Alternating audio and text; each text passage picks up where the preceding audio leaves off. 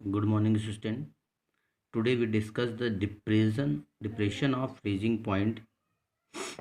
The freezing point of the substance may be defined as the temperature at which the vapor pressure of the substance in its liquid phase is equal to vapor pressure in the solid phase.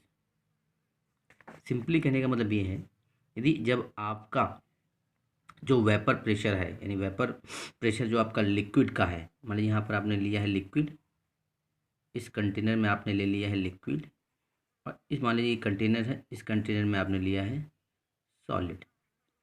Clear? देखिए, चाहे solid हो चाहे liquid हो, सबका कुछ ना कुछ तो अपना वेपर फेज तो होता है।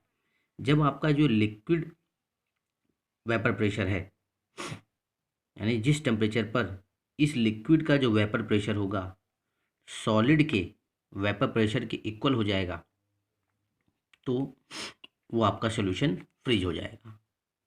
क्लियर?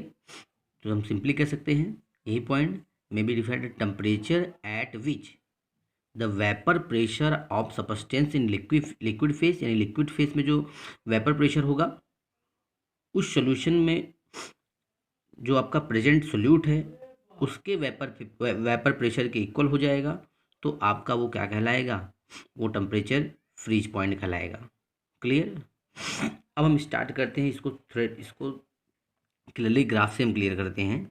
देख रहे हैं, आपको पहले ही पता है कि मान लीजिए आपने सॉलिड लिया है, ये आपका है सॉलिड। क्लियर? तो ये जो सॉलिड है, जैसे जैसे आपको पता है कि आप टेम्परेचर डिक्रीज कर रहे हैं तो वेपर प्रेशर सॉलिड का क्या होगा? डिक्रीज होता जाएगा। जैसे जैसे टेम्परेचर डिक्रीज करेंगे वेपर प्रेशर सॉलिड का डिक्रीज हो रहा है। क्लियर?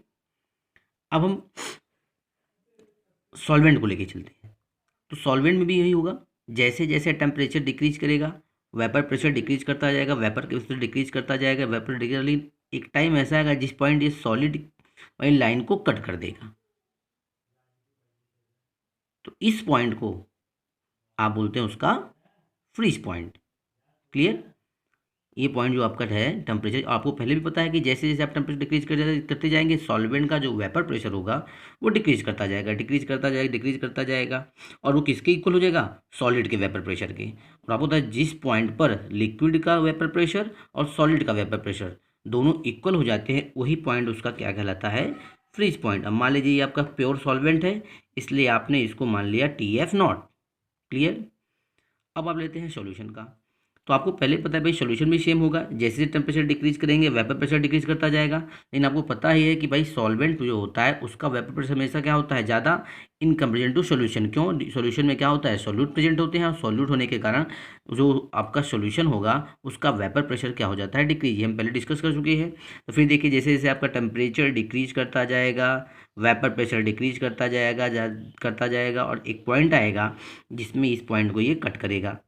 तो ये जो पॉइंट है, इस पॉइंट पर जो सॉल्यूशन का वेपर फेस है वो सॉलिड के वेपर फेस के इक्वल हो जाएगा, और जिस टाइम ये इक्वल होगा वही टेम्परेचर आपका क्या कहलाता है? Freeze point.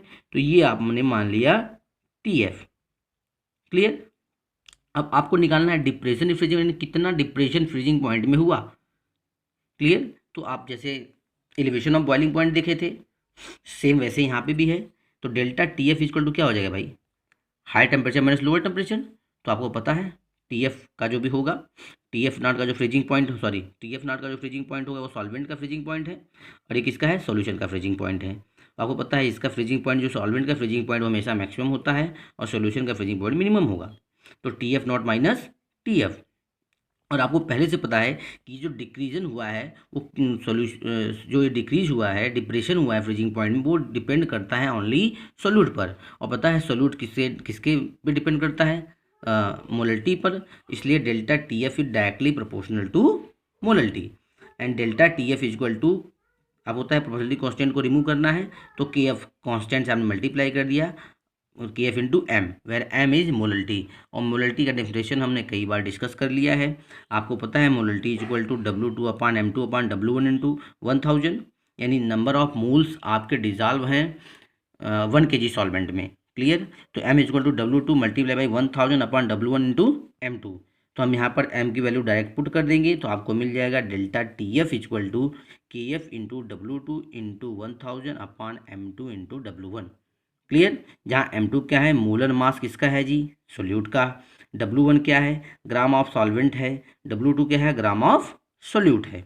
अब इस फॉर्मूले के बेस पर आप क्या निकाल सकते हैं, मोलर मास ऑफ सोल्यूट। अगर आपको डिप्रेशन फ्रीजिंग पॉइंट दे दे, फ्रीजिंग पॉइंट डिप्रेशन कांस्टेंट दे, W2 की वैल्यू दे, W1 की वैल्यू दे, यानी इससे आप प्रॉब्लम को इजीली सॉल्व कर सकते हैं, यानी मोलर मास के सोल्यूट को कैलकुलेट कर सकते हैं।